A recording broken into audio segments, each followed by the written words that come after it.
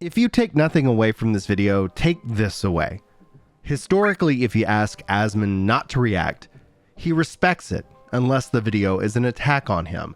Now this comment's from Mark, and I absolutely agree with it. In fact, I reached out to Asmon a long time ago, asking him to at least wait 2 weeks to react to any of my videos. And so far, I think we are in a very decent relationship. We'll see if that changes with this one. And if for some reason that's the case, hello everyone who's checking out my channel. My name's Brian, and this is the comments section. This is where I do a deep dive in your comments and really kind of explore these specific topics. Now, this video alone is building off of Josh Strife Says, aka Hayes's video talking about real talk and the cost of reaction content, especially as somebody who has benefited from Asmon's reactions, and somebody, myself in this case, has also benefited from Asmon's reactions. But let's be very clear, that's a very limited benefit. It has a high value, maybe with one reaction, but it quickly loses its value after subsequent reactions. In fact, it eventually starts to hurt your channel. And so the hope of this video is to propose a couple things. First, a content creator bill of rights, especially when it relates to reaction content. I got a couple of ideas.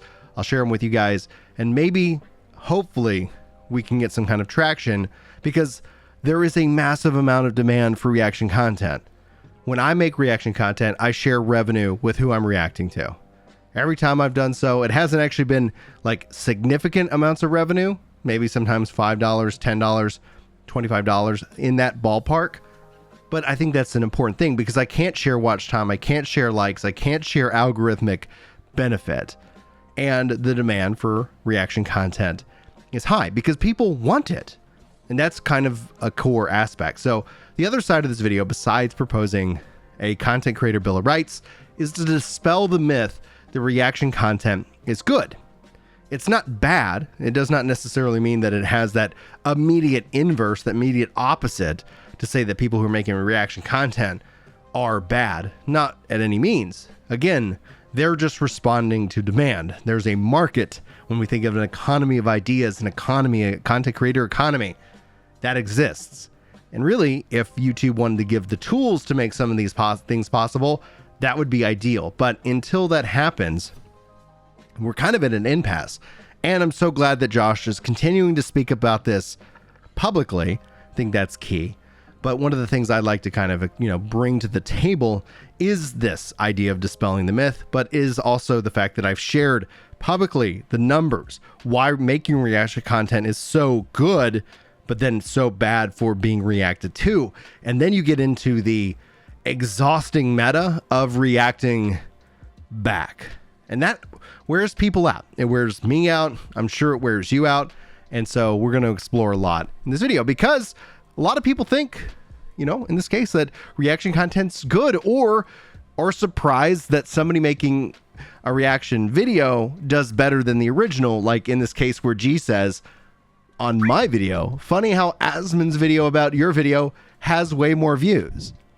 I have absolutely no idea why that would be anything else.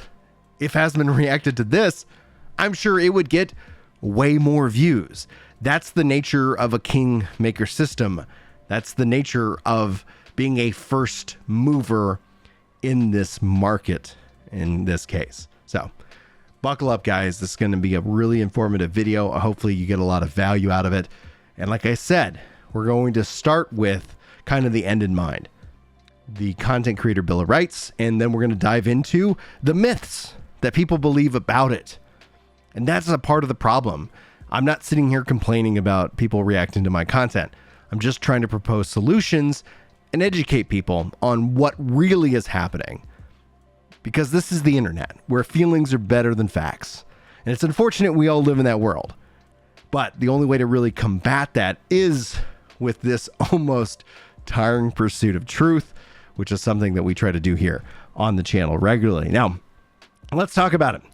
We said there's a huge demand for reaction content. There's also a value to the person getting reacted to initially, but that value falls off a cliff incredibly fast. And I think it's that people think that initial value continues on past that initial one. So we'll talk about more of that here in a second.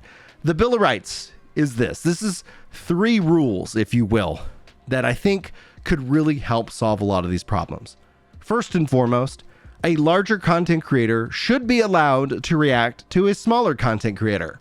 I'm going to say a random number. Let's pick 3. I think that's a good one.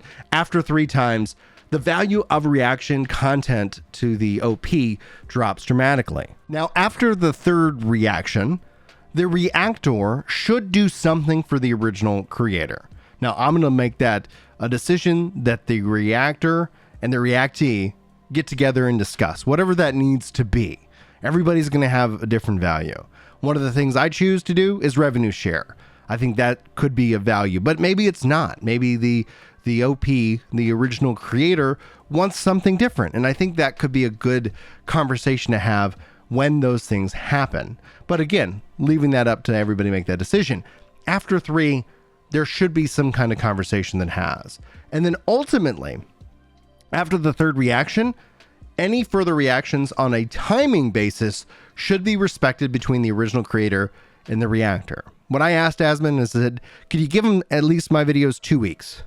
Could you have them live for 2 weeks before you make and post your reaction content? And I think so far, that seems to be working out really well. And I think that's a good thing. I think 2 weeks is a really good time frame.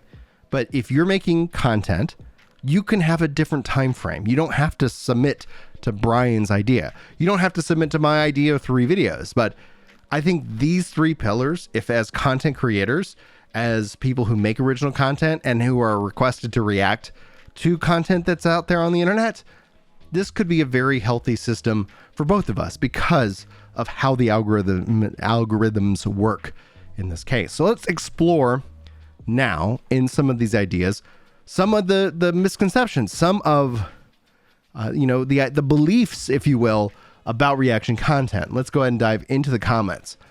DaShiku, and hopefully I'm not butchering your name, says, at this point, most people would actually stop making React videos, since paying editors for those videos would cost more than the revenue earned. Meanwhile, they would just still be reacting to what the YouTube content on Twitch, where they get all the revenue for it. A royalty system solves nothing.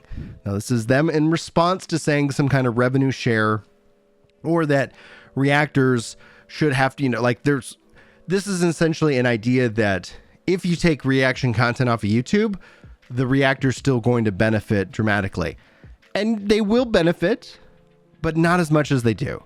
When a reaction video goes up, being that it's longer, being that it shares similar tags, similar topics, similar cross sections of communities, I've seen people say, I'm just going to wait to the reaction of this video. I'm not actually going to watch the original video, but I do expect, because of a pattern, that there's going to be a reaction to this. So I'm just going to wait for that.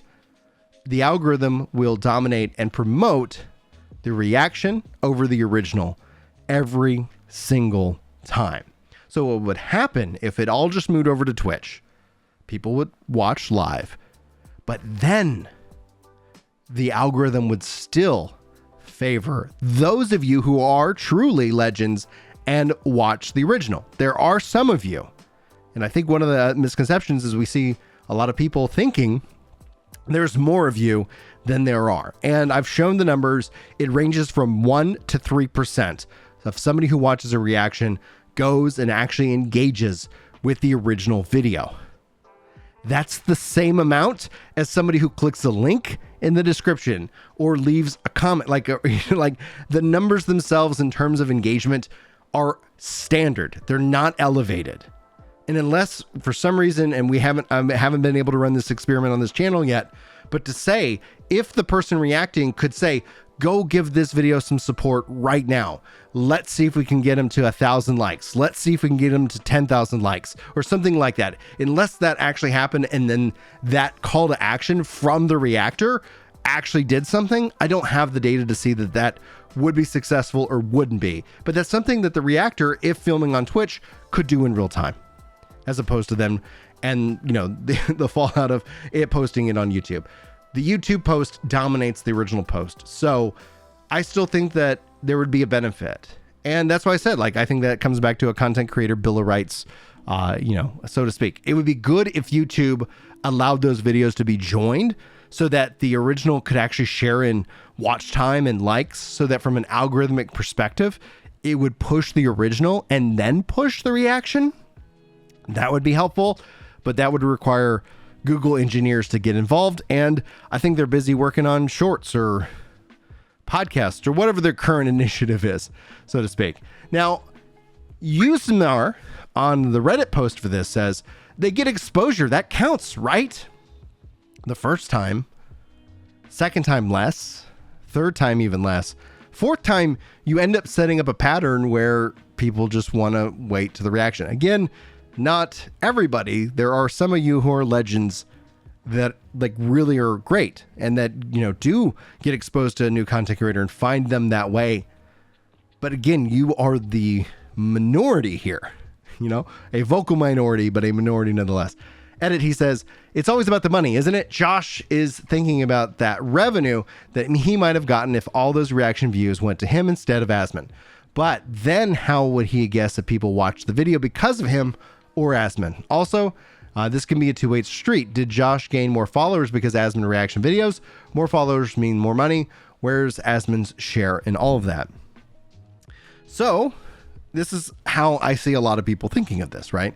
Josh is obviously talking about revenue. Josh does this as a full-time gig. That's as my voice cracks because, puberty.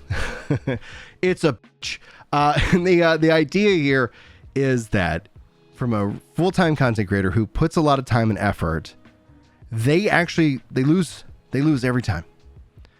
And to say that somebody who's adding value, which they can, I would say that I enjoy Asmon's reactions. I enjoy people who react to my content. I sit down and listen to that. Those are fun discussion and engaging topics to kind of experience, right? There's value there. There's demand there. But Asmon is already a multimillionaire, right? So I'm not sitting here saying that there shouldn't be some kind of reciprocation in terms of these discussions. That's, again, going back to rule 2. After the third reaction, I think that the original creator and the reactor, they need to get in contact and figure out what makes the most sense, right? Because there is value, but not how much people think it is. When it comes down to money, that's the simplest gesture to do, hands down. But if we were going to equate this to a real world economy situation, in Asmon's case specifically, Asmon's the bank. He's the king. He's the top. His mind share, like his stake in all of this, his risk in all of this is very low. He's going into the middle and lower class. And when we talk about middle and lower class in terms of content creators, it is famine. It is famine. Unless you have to hit a certain tier, a certain level. Even me, like I am in the 1% of Twitch, which means it's very broke. I go to work because Twitch does not. The 1% of Twitch doesn't count. I'm in probably I think the 1% of YouTube. And I'll take I'll take my $600 if I'm lucky. Some months it's $200, and I'll be sure to pay the editor who helps me with these videos. In fact, be sure to say, "Hey Jack, thanks so much for your hard work." There is a massive difference in that scale. So much so that it is the rich get richer and the poor get poorer. That is what is happening here in this case. Yes, there's a benefit, but it's not what people believe it to be. Now, Epic7 says, so when he reacted to the Breath of the Wild video, do you think he should have given 60% of the revenue to Nintendo? We give so much money in revenue to the music. I wouldn't be surprised if that's next, especially with Nintendo. And I'm not saying that that's not on the table. That should be how it goes when it comes to this kind of content. It's such a weird situation that we're all in. We don't truly know, so yeah, shouldn't, if we reacted to a Nintendo video, which I would advise probably not doing Nintendo content, they are freaking brutal. I'm so glad I'm not a Nintendo content creator. And Nintendo as a company is dog crap, but as a IP They're amazing. Like, we've got multiple Nintendos. I'm part of the problem. I complain about Nintendo all the time, and I shower them in money. I am a hypocrite when it comes to Nintendo video games, and I've said that for years. I'm going to keep saying that. I'm part of the problem. But yeah, I think that if we were going to react to anybody's content, it would be really good if there was a system in place that kind of handled it in the back end. Would it hurt some reaction content? Yes. But would it incentivize? Would it value? Would it drive demand for a new content? Yes. I don't think people would end up not having things to watch, not having things to consume. All right, let's dive into some more comments. Max says, Asmon is an interesting case study. Because of him, the reaction content is just what his viewers want to see. And he also provides this for his audience. I don't blame Asmon. He's called himself a vampire. He's called himself a parasite. When I've said that, I'm just quoting him in this case. But he is giving his audience what they are hungry for. However, there is still a cost to this. And the unfortunate thing is that there's going to be an endless wave of content creators ready and willing to step in as, let's say, Josh burned himself out. Let's say all of a sudden, financially, him paying taxes, him doing all these extra things that he has to do when you're independent and you're, a full-time content creator, trying to make sure that you're saving for retirement.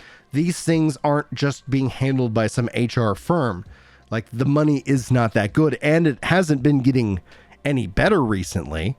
We're seeing a lot of effort go into shorts. We're seeing a lot of effort, like money right now, especially that's being pulled out of the tech sector, absolutely being pulled out of the ad revenue sector. And then you get the people who are like, and I run an ad block. It's like, I hope you enjoy the content. I do. In my case, I love the fact that I'm a software engineer. I'm a developer. Like, that is something I will always hold on to, because I guarantee you, as a father of 6 kids, the content creation thing is just fun.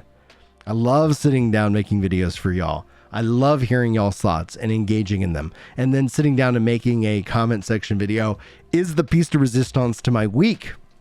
But this is something that is a great case study. Thank you, Max, for that comment. Adam says, I always watch the original before the reaction, so it's so much more fun knowing what's coming up in a video, and then somebody reacts to it. It's a new experience and keeps up the good work. Author also follows this up and says, I watch the original videos first out of a habit. My brain can't handle watching a reaction to a topic before I've had my own reaction. It's going to be like a book club without reading the book. Adam and Author here are unicorns. There are unicorns right here. They're rare. And it's beautiful that they're sharing that. I want to applaud them for that. But this video isn't about changing the viewer's habit. This video isn't about shaming somebody who isn't Arthur or Adam, because there are so many of you and there's only one of me.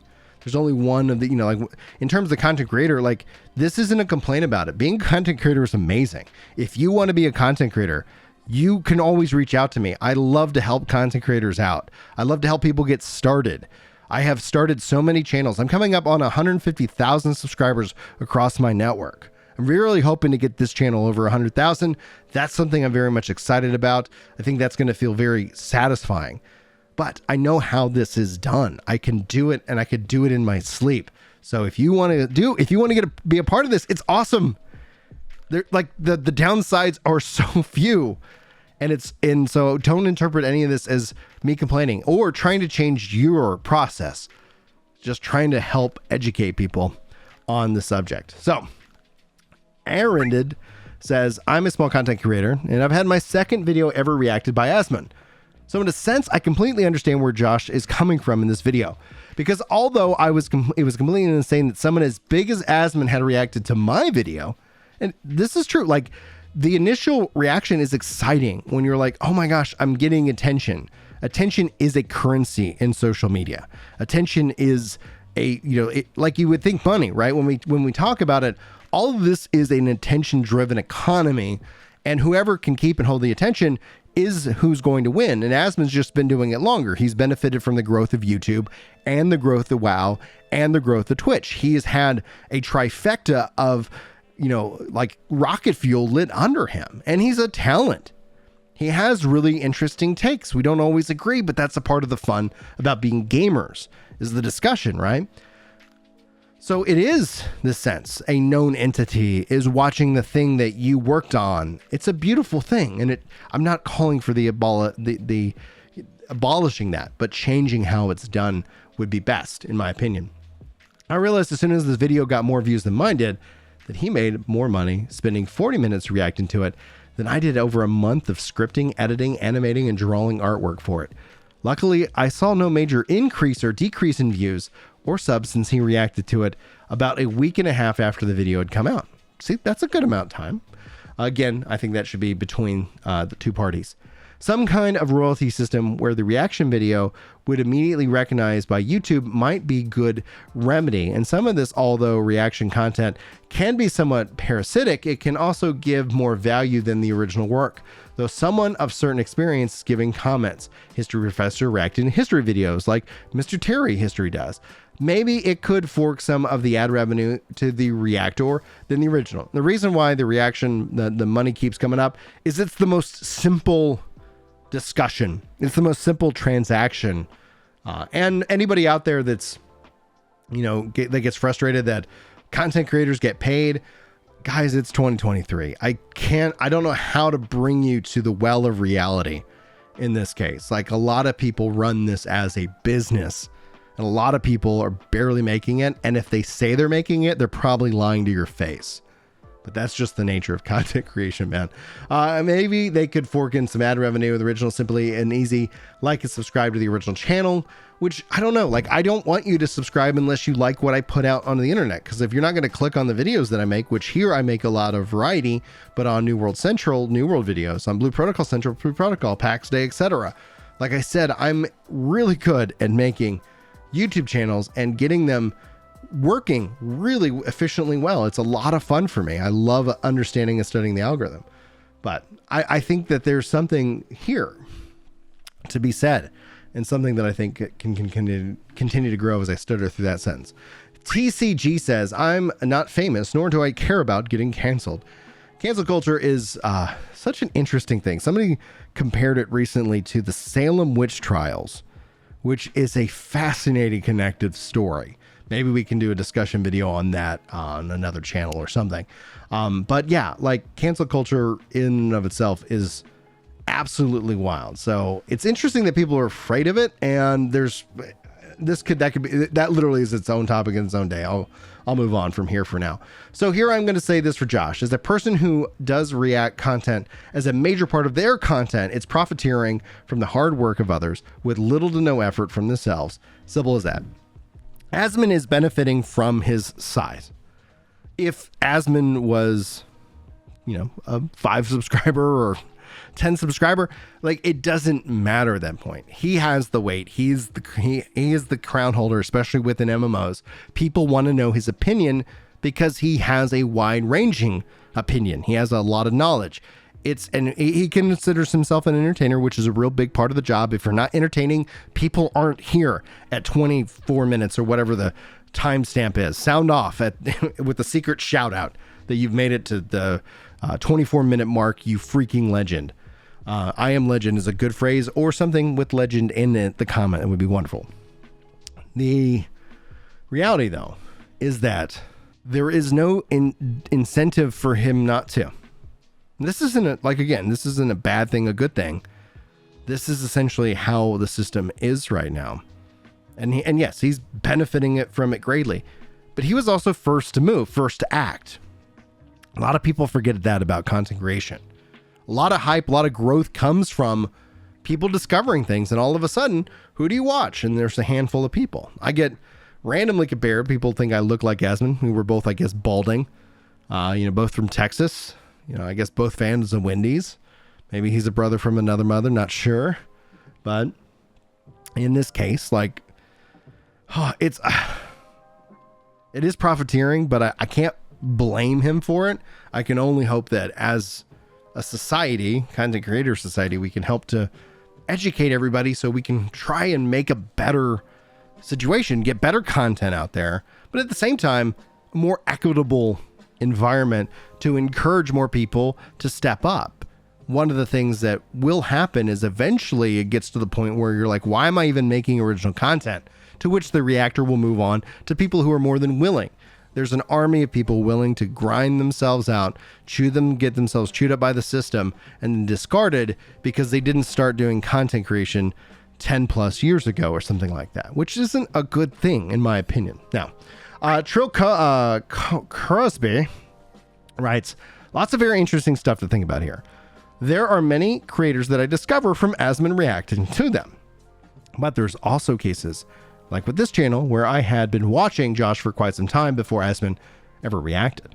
There are many others as well that have watched for years and then Asmon reacts to them. With these cases, I would say that it's 50-50 now and which video I watch first. Not intentionally, but just naturally. I might see a video come up and add it to my watch later and not get to it for a week or two. And then I see a react video to it and maybe I'll watch that first. So in those cases, it's definitely taking away from the creator. I intentionally try not to do this. And at the very least, I try to watch both, but it still does happen. So I see both sides of this as well as a viewer's perspective. Yeah, this sums it up perfectly. Like, I'm not trying to change your habits. Your habits are your habits. I'm just trying to educate everybody on the situation at hand. We're going to wrap up with this final comment as a part of this.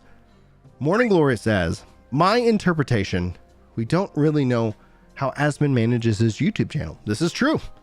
There is a noteworthy difference between reacting on stream versus on YouTube. And I'm pretty sure Asmon has a very hands-off approach to his channel, but will give an executive decision should it need arise. Creator request, bad video, what have you.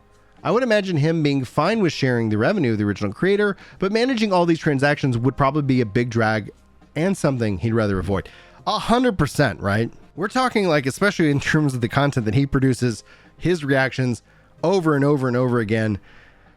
Whoo boy, that's a lot of different transactions.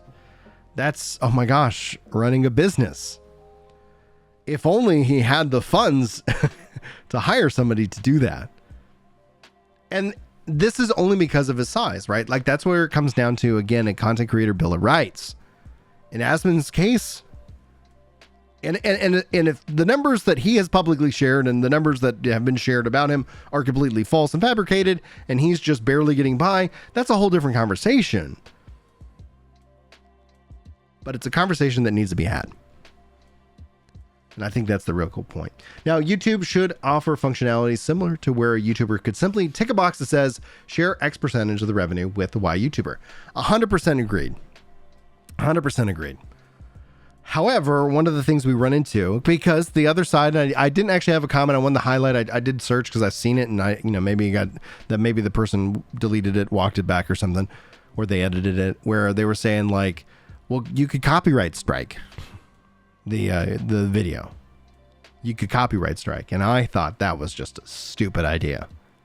I think that's a bad idea. I don't think the copyright strike system should be abused. We're not a pyromancer. We're not like any of these other content creators that do that and use that kind of system in that kind of way.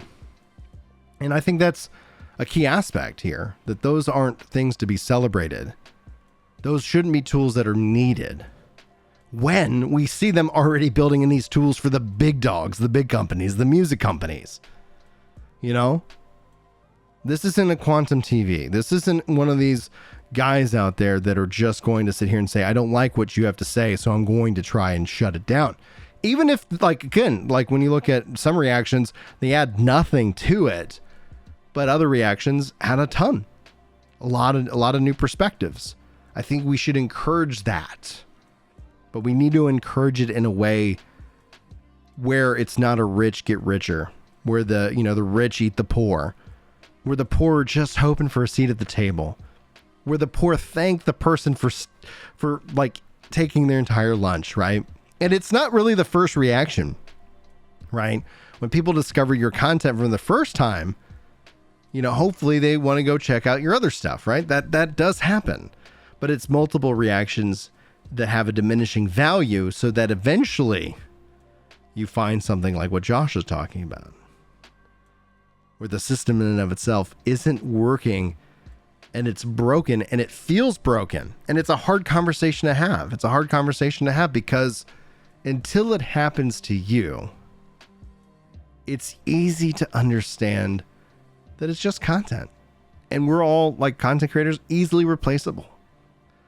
The numbers don't lie. A lot that my concern when I see content creators out there is they think a lot of them make the wrong assumption that a viewer is there for them. When the numbers and the data clearly show a viewer is there 90% of the time for the game that you're talking about.